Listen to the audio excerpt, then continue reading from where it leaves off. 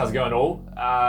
Simon and Kieran from Chasing Peaks here. Just thought we'd do a bit of an update video, I suppose, and a bit of an overview of where Chasing Peaks is going to go and a few stories from past videos and where we've been for the last year. Yeah, that's a good point too. Just falling off the face of the earth somewhat. Yeah. And you know, kind of what you guys want from us in a way. You know, we've recently done a couple of different videos. One with Tua, the cooking thing, trying to bring in the cooking aspect a little bit more and Diversify a little bit. Yeah. See if there's different audiences out there. Yeah, for sure. Yeah.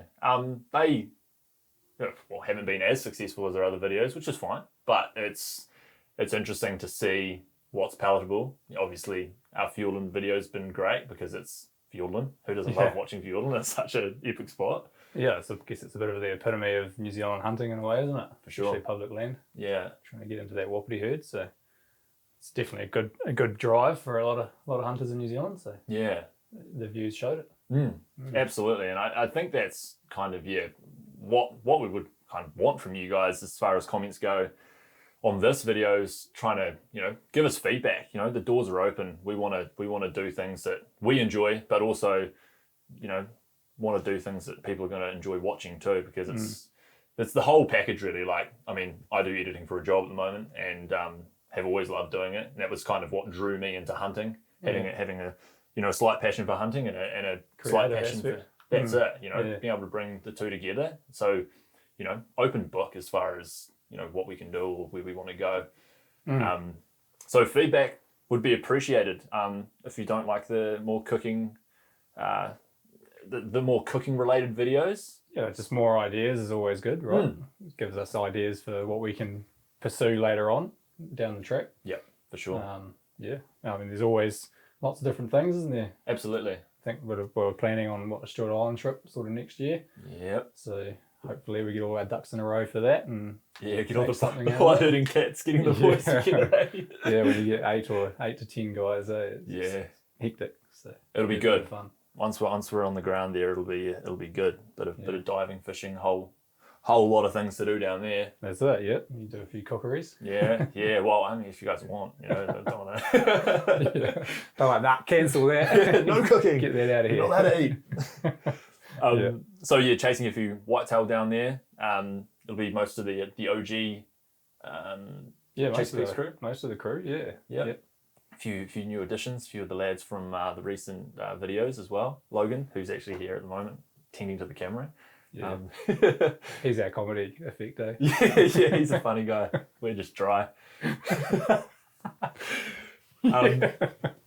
So that'll be fun. We're looking forward to that. That's going to be around, was that end of May next year? End of May, yeah. Yeah. So knowing my work rate, it'll probably be about a year later. No, it should be hopefully able to. Go try and get you in the water on a nice May day. Yeah. Well, bluff oysters, man. That's I love bluff oysters. So I'm probably gonna do a bit of training diving wise and see if we can get a few of those. It'd be cool. Little GoPro mount. Don't crack up at me, bro. Come on, give me a bit of credit, eh? Logan's laughing. Yeah. Got an AliExpress snorkel with a GoPro mount on it, so I'll be paddling around maybe. We're fricking on, boys.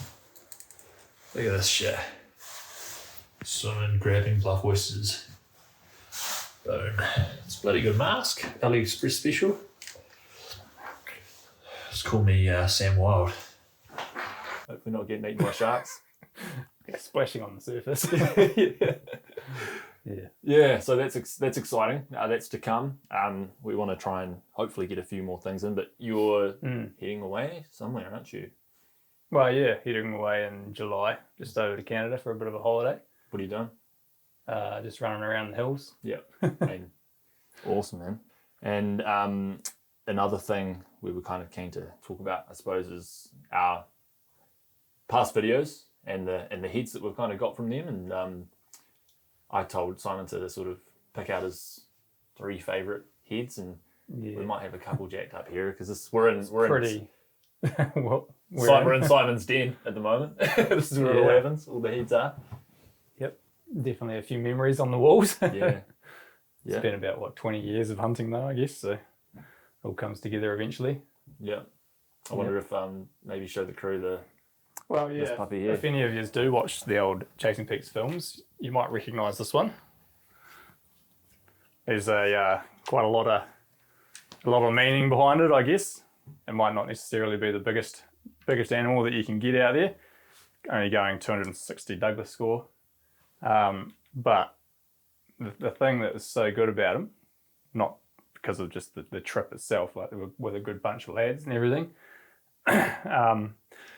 But yeah, a lot of it's the fact that it's like a public land area. So, you're in, I guess, anywhere that anyone can hunt in New Zealand, right? And you're all sort of, in a way, you're kind of hunting the same animals all the time. So the fact that an animal like that comes from a certain spot was a big deal. And I couldn't pass them up, being all 16 points out of that particular area. And we earned it. Like, we've been in there a few times. I think, like, we really thrashed the Lethem, That's right, it's a great spot. Got in there for our first YouTube video. Yep. And Kieran got his first deer in there. Carl got his first deer in there. Yep. Got his first chamois. So it's a great place. But yeah, it's hard work, and to pull a nice stag out of there is what's the rewarding aspect, I guess, for me.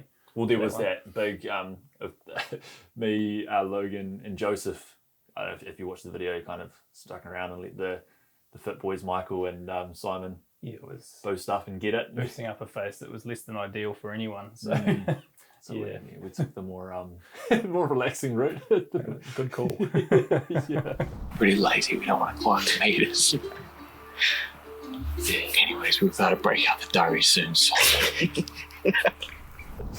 Yeah. So there was that. That's that head, which was cool. And you think that, like, do you think you would shoot it today? If you would do it all over again, would you shoot it? Yeah, for sure. Yeah. It's an animal that you just can't say no to, really. Obviously, yeah. I mean, age and everything is a great thing, but at the same time, what it means to you, still to me, means more. I mean, somebody shoots their first stag, it doesn't necessarily have to be of any size, right? For sure. Yeah. It's what it means to that person. So what they say, the eye of the beholder, right? For sure. And yeah, in this case, he's just an exceptional animal for that area. So amazing animal. I mean, from what we'd seen over the last 2-3 years that we went there, there's just nothing like that. No, that's right. Before. Yeah. And what you would have gone up a bunch of other times as well. Yeah, I'd be a dozen trips into there. Yeah. Yeah. So it's definitely the biggest animal that I've seen in there. So yeah. Yeah. Well, and that was, I mean, mine was a 7-pointer. Yeah. So that's like, it's just, you just look at that and you think about the memories, and that's what I've always said about. I mean, I'm not a massive trophy hunter myself. I've always kind of been into it for the meat. Like that's my thing is the meat, and I think the trophies are great. And I always feel like guilty if I was to ever shoot anything decent, because I don't know if it would mean as much to me as it would to somebody else, and somebody who's really grinded and hunted for years and years and years. So I'm always a lot of people put a lot of effort into it, 100%. I guess sometimes you can just get lucky as well. So not to say that you would just get lucky. Yeah. Just if it worked out that way, then I guess it could be seen as you had it too easy almost in a way. So because it kind of comes down to that setting your personal challenges, right? Like absolutely. Yep.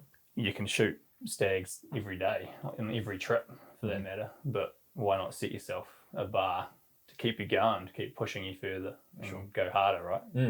Absolutely. So that's sort of my aspect of it. Like at the end of the day, something like that you'd leave something like that in other areas throughout the South Island. But just because you know that particular herd, that's what you sort of set your standards from. Case by case, eh? Yeah, 100%. Yeah. So, yeah. So there's that one, and then you've recently got another pretty cool head. Yeah. Well, that's, I guess, a flow on from, not a flow on, but the Stewart Island trip that we we are planning next year. Yep. Kind of stems from this, I guess. That's my third Stewart Island trip. I just came back in April. Yep. And yeah. What block were you on? That was Bosom. Bosom. Yeah, Abraham's Bosom. Yeah. Give you guys a close up. Or Port Adventure. Oh, yeah. Yeah. And that's where we're going this... No, so we've applied for the Kelly's block. Right. And it's just across the bay, really, across the port. So it should be very similar. Look no at reason for it not to be. Yeah, cool heads, eh? Yeah, just real nice representative, eh? Like, it's hard work, bush stalking any deer for that matter. So, and then these little grey ghosts, that, again, it's hard work. So it's setting that personal challenge again. And this is on this trip, I didn't shoot any other deer as much as I could have. Yep. It was just that for me, it was just about being there really, and then holding yourself out and challenging yourself and waiting for that time that something big came out. And that was this one in this case. And that would be regarded in Stewart Island, as far as the whitetail goes, pretty for a lot of the blocks, for sure. Yeah. Yeah. That's a good representative to get a nice 4x4. Because that's probably a great example again where numbers are just way too high, and you do think there's that certainly a lot of deer down there. Yeah. What you would shoot, I mean, like whitetail. I mean, they're only in Stewart Island, correct? There is another herd in the Wakatipu, but yeah, it's definitely the Stewart Island herd is, I guess, a lot more prolific. There's a lot more of them there. Yeah. And it's hard to say. I guess there's a lot more public land down there, so you've got a lot more opportunity to hunt them. For sure. Yeah. Whereas the Wakatipu herd's a bit sort of, it's trickier. There's a lot more private land around, and Oh, tuck that back over there. Yeah. So Stewart Island, it's going to be cool. Tie back into that. Yeah. So that'll be awesome. And basically, I think that's, good from us. Essentially, I just wanted to kind of do a bit of an update and talk about where we're going and and hopefully get a bit of feedback about where maybe other people would want to see other trips come from as well. Sure. Other ideas. That's a big part. Yeah. And it we're all planning for 2025, I guess. So Yep. Yeah, bring on some more trips. Yeah. Yep. And it's cool to see there's like some fantastic YouTube videos out there, fantastic films out there, like at South Island Rifle Walkers are doing some great stuff. Yeah, for sure. Cool to see them doing stuff. Jay Wild, he's a content king, smashing it out all the time, eh? Yep. That's it. So it's just like, it's pretty cool to see that there's that sort of community on YouTube now, and people are starting to, do the right thing as far as game management goes and all that sort of thing. It's that's right. Yeah, it's quite a big part of it. I mean, we're at a stage now where the animal numbers in a lot of areas are probably higher than they have been, historically in a lot of spots. So we've got to be careful and move forward smartly. So good management, and possibly a bit more harder on the old animals, shooting them as well, like taking your hinds out, because populations are getting high in areas. So, it's a big part of it. Yeah, that's maybe... We just got to take a bit more responsibility for what we love, right? Yep. And that's maybe something that, I don't know, it's from being myself, not being a big trophy hunter, I don't know if that ties into it too much, but hunters have historically, from what I gather, been a little bit windy about shooting a hind and leaving it on the hill. So if you're going to a place where there's interesting to bounce this off you, but going into a place where you see 50 hinds in a catchment, the vegetation's crap, and hunters go, it's such a great resource. The meat's amazing, but you've walked 20 Ks into the spot. You've got a 25 kilo pack already. In my head, it just seems like hunters should be maybe a little less sentimental about shooting hinds and possibly just taking not the whole animal, because especially in that backcountry area, like you say, you've gone a long way back, and at the end of the day, if the helicopters aren't already doing their wiro, which again, there's other issues there, but we won't touch on that. If they're not necessarily taking out the population, then for sure we need to be responsible for that and start looking at it ourselves. I think the biggest problem is potentially as at the generation before us, or our parents generally, we're pushing, I guess, a lot for us to leave hinds, leave the breeding population, because the number got so low coming through the 80s and 70s. For sure.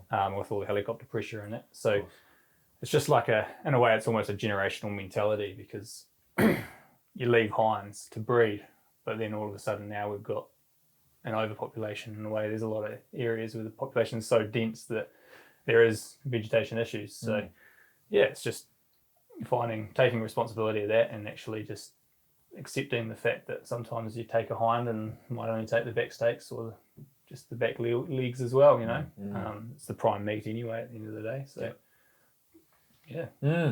take out a few of the population for the better of the whole herd at the end of the day. Yep, absolutely. Well, that's it, do our bit, or someone else will do it for us. Yeah. Well, We don't have Hopefully any not. natural predators here, so we technically are them, right? yeah, the only national predators. Yeah. Sweet. Well, we'll probably wrap that up there. Give us some feedback.